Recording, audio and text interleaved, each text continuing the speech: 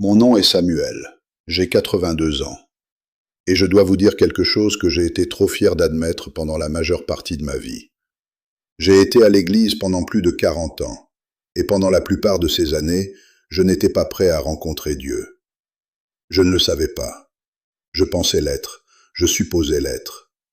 Je vous aurais dit avec une confiance totale que j'irais au ciel à ma mort.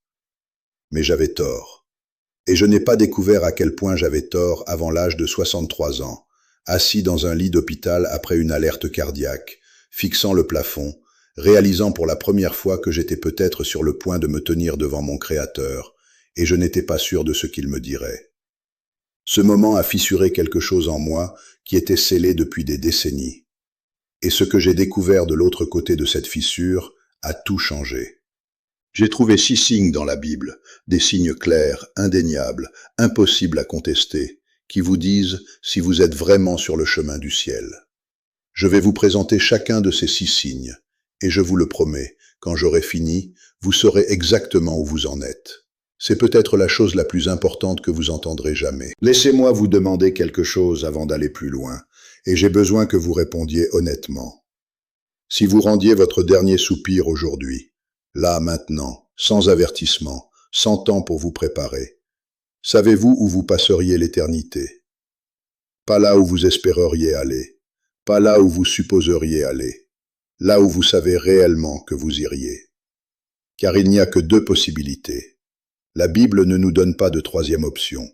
Soit vous entendez Jésus dire « C'est bien, bon et fidèle serviteur », selon Matthieu 25, 23. Soit vous entendez les mots qui devraient terrifier chaque âme ayant jamais vécu. « Retirez-vous de moi, je ne vous ai jamais connu », selon Matthieu 7, 23. J'ai passé des années à supposer que j'étais dans la première catégorie. Je ne me suis jamais arrêté une seule fois pour examiner si cette supposition était réellement vraie. Voyez-vous, j'ai grandi en croyant à quelque chose que des millions de personnes croient et que presque personne ne remet en question. Je croyais que tant que vous êtes une personne raisonnablement bonne, vous ne volez pas, vous ne tuez pas, vous allez à l'église de temps en temps, vous croyez en Dieu de manière générale, tout ira bien. Le ciel était la destination par défaut. L'enfer était réservé aux vrais méchants. Les gens comme moi, pensais-je, étaient en sécurité. Honnêtement, je n'avais même jamais envisagé l'alternative. Mais je suis tombé sur une parole de Jésus dans Matthieu 7, 13 à 14, qui m'a frappé de plein fouet. Il a dit que le chemin menant à la vie est étroit et que peu le trouvent. Mais le chemin de la perdition est large et beaucoup y entrent. Pas quelques-uns, beaucoup. Selon Jésus, plus de gens finiront séparés de Dieu pour toujours qu'avec lui. Et j'ai dû me demander, sur quel chemin étais-je réellement? Car je n'avais jamais vraiment vérifié, j'avais juste supposé. Hébreux 9, 27 dit qu'il est réservé aux hommes de mourir une seule fois, après quoi vient le jugement. Pas de réincarnation, pas de seconde chance, pas de rattrapage. Les choix que vous faites pendant que vous respirez encore sont les seuls choix qui comptent. Et j'ai réalisé que je respirais depuis 63 ans sans jamais avoir sérieusement examiné si mes choix étaient les bons. Alors, j'ai commencé à chercher. Pas pour le confort, pour la vérité. Et ce que j'ai trouvé, ce sont 6 signes dans l'Écriture qui me disaient clairement si j'appartenais à Dieu ou si je me leurrais. Laissez-moi vous guider à travers chacun d'eux. Le premier signe est de savoir si vous avez véritablement accepté Jésus-Christ comme votre Seigneur et Sauveur. Et j'ai besoin que vous m'écoutiez attentivement sur ce point, car c'est là que la plupart des gens se trompent. Jean 14, 6. Jésus a dit « Je suis le chemin, la vérité et la vie. Nul ne vient au Père que par moi. » Nul. Pas par les bonnes œuvres, pas par la fréquentation de l'Église, pas par la charité, pas par les traditions religieuses, seulement par Jésus. La question n'est donc pas de savoir si vous croyez que Dieu existe. Ce n'est même pas de savoir si vous croyez que Jésus était une personne réelle. Jacques 2, 19 dit que même les démons le croient, et ils tremblent. La vraie question est celle-ci. Avez-vous personnellement, sincèrement, du plus profond de votre cœur, abandonné votre vie entière à Jésus-Christ? Je ne le savais pas à l'époque, mais ce que j'ai eu pendant la majeure partie de ma vie n'était pas de la foi, c'était de la familiarité. J'étais familier avec Jésus. Je connaissais les histoires, je connaissais les versets, je pouvais chanter les chants. Mais je ne m'étais jamais réellement abandonné. Romains 10, 9 dit que si tu confesses de ta bouche le Seigneur Jésus, et si tu crois dans ton cœur que Dieu l'a ressuscité des morts, tu seras sauvé. Ce mot Seigneur, il ne signifie pas invité, il ne signifie pas conseiller, il signifie qu'il dirige votre vie. Il ne fait pas seulement partie de votre monde, il est votre monde. Et pendant des décennies, il n'était qu'une partie du mien. Une partie du dimanche matin, une partie pratique, une partie que je pouvais mettre de côté quand cela ne m'arrangeait pas. Et voici ce qui m'a secoué au plus profond de moi. Jésus a averti dans Matthieu 7, 21 à 23, qu'au jour du jugement, des gens viendront à lui et diront « Seigneur, n'avons-nous pas prophétisé par ton nom? N'avons-nous pas fait de grands miracles ?»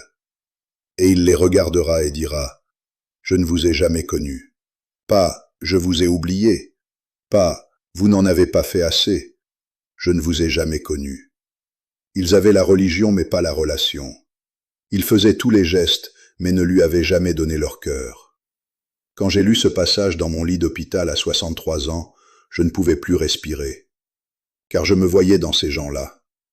Je savais des choses sur Jésus, mais je n'étais pas sûr de le connaître réellement. Et il y a un monde de différence entre ces deux choses. Le deuxième signe est de savoir si vous portez les fruits du Saint-Esprit. Jésus a dit dans Matthieu 7, 16 que vous reconnaîtrez les gens à leurs fruits. Un arbre vivant produit du fruit, un arbre mort n'en produit pas. Et Galates 5, 22 à 23 nous dit exactement à quoi ressemble le fruit spirituel. L'amour, la joie, la paix, la patience, la bonté, la bienveillance, la foi, la douceur et la maîtrise de soi.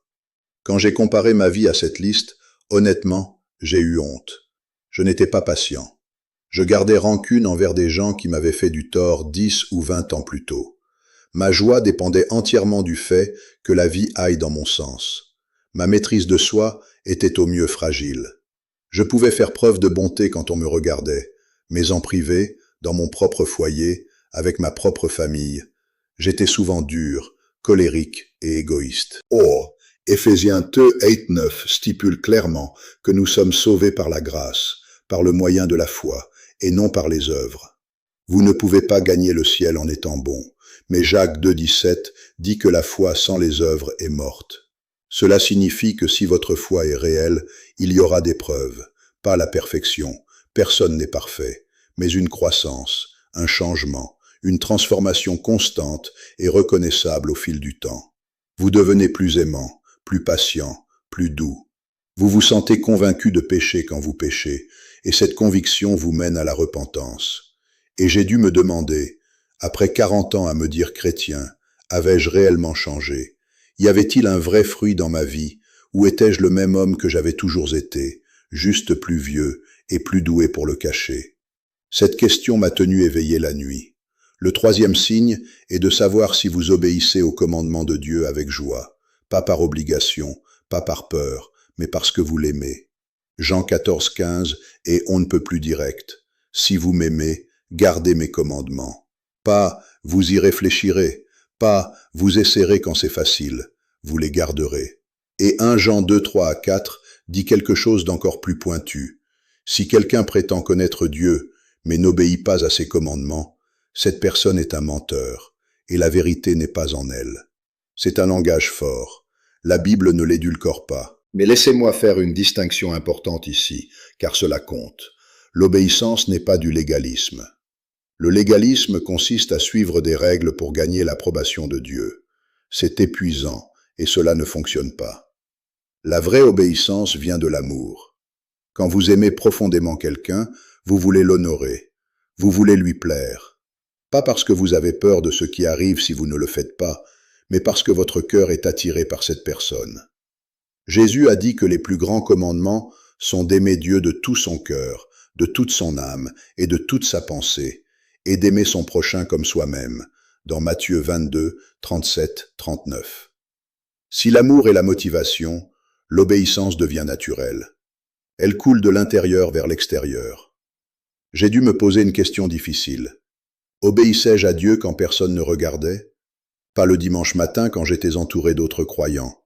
En privé. Dans les décisions que je prenais seul. Dans ma conduite au travail quand personne de l'Église ne pouvait le savoir. Dans la façon dont je traitais ma femme quand les portes étaient fermées. Honnêtement, pendant la majeure partie de ma vie, mon obéissance était une représentation, publique et soignée, mais privée et inconstante. Et ce fossé entre ma foi publique et ma vie privée me disait quelque chose que je ne voulais pas entendre sur l'état de mon cœur. Le quatrième signe est de savoir si vous aimez les autres profondément et de manière désintéressée. Et c'est celui qui m'a brisé. 1 Jean 4, 7, 8 dit que quiconque aime est né de Dieu et connaît Dieu. Puis ajoute, celui qui n'aime pas n'a pas connu Dieu, car Dieu est amour. Il ne dit pas pourrait ne pas connaître Dieu. Il dit n'a pas connu Dieu. L'amour n'est pas une option facultative du christianisme, c'est la caractéristique fondamentale. Et le genre d'amour que la Bible décrit n'est pas celui qui vient naturellement. 1 Corinthiens 13, 4 à 7 le décrit. Patient, plein de bonté, point envieux, ne se vante point, ne s'enfle point d'orgueil, ne fait rien de malhonnête, ne cherche point son intérêt, ne s'irrite point, ne soupçonne point le mal. Quand je me suis mesuré à ce standard, j'ai échoué sur presque tous les points. Je tenais des comptes. Je me souvenais de chaque offense. J'étais gentil avec les gens qui étaient gentils avec moi, mais dès que quelqu'un me faisait du tort, je me fermais. Je construisais des murs. Je refusais le pardon comme s'il s'agissait d'une arme. Et puis, j'ai lu Luc 6, 27 à 28, où Jésus dit d'aimer ses ennemis, de bénir ceux qui vous maudissent, de prier pour ceux qui vous maltraitent. Et je savais que je ne faisais rien de tout cela. Savez-vous ce qui m'a le plus surpris? Ce ne sont pas les grands échecs qui m'ont convaincu, ce sont les petits. La façon dont je parlais des gens dans leur dos, la façon dont je jugeais silencieusement quelqu'un à l'épicerie, la façon dont je refusais de pardonner à mon frère pour quelque chose qu'il avait dit 15 ans auparavant. L'amour se prouve dans les moments ordinaires, pas dans les moments spectaculaires. Jésus a dit dans Jean 13, 35 que le monde reconnaîtra que nous sommes ses disciples, à l'amour que nous avons les uns pour les autres. Et j'ai dû me demander, si quelqu'un observait ma vie pendant une semaine sans que je le sache, verrait-il ce genre d'amour? La réponse, pendant la plupart de mes années, était non. Le cinquième signe est de savoir si vous endurez les épreuves et la persécution pour Christ. C'est celui que la plupart des gens sautent parce qu'ils les mettent mal à l'aise. Mais 2 Timothée 3,12 est sans équivoque. Tous ceux qui veulent vivre pieusement en Jésus-Christ seront persécutés. Pas certains, tous. Et dans la parabole du semeur dans Matthieu 13, Jésus décrit des gens qui reçoivent la parole avec joie, mais n'ont pas de racines. Quand la tribulation vient, quand la persécution s'élève, ils abandonnent immédiatement. Ils ressemblaient à des croyants pendant un temps, mais ils n'ont pas duré. J'ai dû examiner ma propre vie honnêtement. Quelqu'un s'était-il déjà moqué de moi pour ma foi? Avais-je perdu une relation parce que je m'en tenais à la vérité biblique? Le monde s'était-il déjà opposé à moi à cause de ce que je croyais? Pendant la plupart de mes années, la réponse était non. Et cela m'a profondément troublé. Car cela signifiait l'une des 2 choses suivantes. Soit j'étais entouré de gens qui étaient tous d'accord avec moi, soit j'avais été si silencieux sur ma foi que personne ne savait même que j'en avais une. Et en y réfléchissant, je savais que c'était la 2e option. J'avais été un chrétien silencieux, un chrétien sans risque, un chrétien qui n'avait jamais mis personne mal à l'aise. Et la Bible ne décrit pas ce genre de croyant comme béni. Elle le décrit comme tiède. Quand j'ai enfin commencé à vivre ma foi ouvertement, dans la 60aine, après ce séjour à l'hôpital, l'opposition est venue. Des gens que je connaissais depuis des années se sont éloignés. Des membres de ma famille m'ont dit que j'étais devenu trop religieux. Un ami de longue date m'a dit que je n'étais plus amusant. Jacques 1, 2 à 4 dit de regarder comme un sujet de joie complète les diverses épreuves, car l'épreuve de votre foi produit la patience. Et pour la première fois de ma vie, j'étais testé. Cela faisait mal. Je ne prétendrai pas le contraire. Mais c'était aussi la première fois que ma foi me semblait réelle.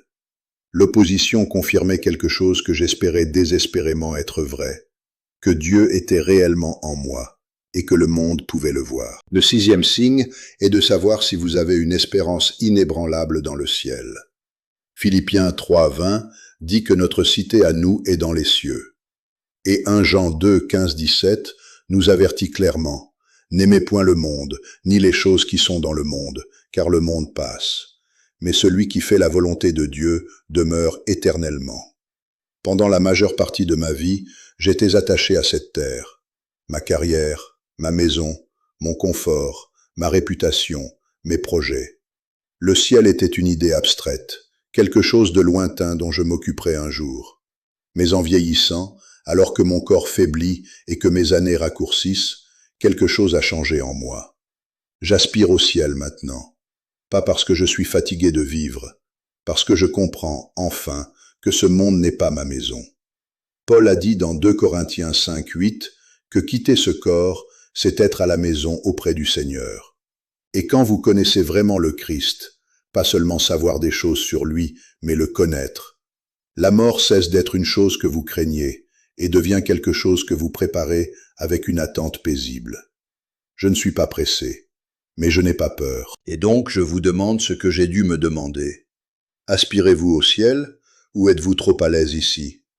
Donnez-vous la priorité aux choses éternelles ou passez-vous la majeure partie de votre énergie à poursuivre ce qui ne durera pas?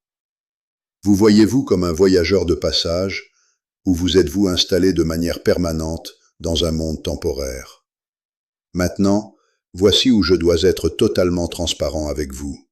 Quand j'ai passé en revue ces 6 signes avec une honnêteté brutale pour la première fois, assis dans cet hôpital, puis plus tard à ma table de cuisine avec ma Bible ouverte, je ne les ai pas tous réussis.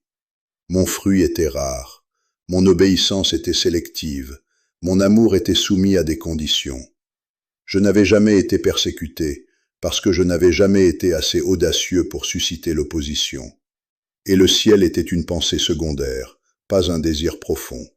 J'étais terrifié, je me sentais vide, je ne savais pas quoi faire. Mais alors j'ai fait la seule chose qui restait à faire. Je me suis mis à genoux sur le sol de ma cuisine à 63 ans et j'ai abandonné ma vie à Jésus-Christ. Pas de la façon dont je l'avais fait, jeune homme, de manière désinvolte, pratique, avec une main agrippant encore le monde. J'ai tout lâché. J'ai confessé que j'étais un pécheur. Je lui ai dit que je croyais qu'il était mort pour mes péchés et qu'il était ressuscité. J'ai demandé son pardon et je lui ai tout donné. Mon orgueil, mes projets, mon contrôle, tout. Et il s'est passé quelque chose en moi ce matin-là que je ne peux pas expliquer pleinement avec des mots. Mais c'était réel. Et cela dure depuis près de 20 ans. Je ne suis plus le même homme. Le fruit pousse. L'obéissance s'approfondit. L'amour change. Et le ciel n'est plus abstrait. C'est chez moi. Si vous avez écouté ceci et que quelque chose s'agite en vous, une conviction, un malaise, un murmure tranquille vous disant que ceci est pour vous, ne l'ignorez pas. C'est Dieu qui vient vers vous. 2 Corinthiens 6:2 dit que voici maintenant le temps favorable, voici maintenant le jour du salut. Pas demain, pas quand vous vous sentirez prêt, pas après avoir nettoyé votre vie, dès maintenant. Dieu vous appelle exactement tel que vous êtes. Et si vous le voulez bien, priez de tout votre cœur. Dites-lui que vous êtes un pécheur. Dites-lui que vous croyez que Jésus est mort et ressuscité pour vous. Demandez pardon et abandonnez votre vie, toute votre vie, à lui. Cette prière, faite avec sincérité, changera votre éternité. Ensuite, faites quelque chose pour moi. Partagez ce message avec quelqu'un qui vous est cher, quelqu'un qui pourrait être exactement là où j'étais, assis à l'église, supposant que tout va bien, sans jamais examiner si c'est réel. Laissez un commentaire ci-dessous et dites-moi lequel de ces 6 signes vous a le plus frappé. Abonnez-vous à cette chaîne pour que nous puissions continuer à avancer ensemble. Je ne sais pas combien d'autres conversations de ce genre je pourrais avoir, mais tant que je respire, je veux utiliser chaque mot pour quelque chose qui compte. Jésus revient. L'éternité est réelle. Et la seule question qui vaille la peine d'être posée est de savoir si vous êtes vraiment prêt. J'ai failli ne pas l'être. Par la grâce de Dieu, je le suis maintenant. N'attendez pas comme j'ai attendu. Votre prochain souffle n'est pas garanti. Mais le ciel l'est, pour ceux qui lui appartiennent vraiment.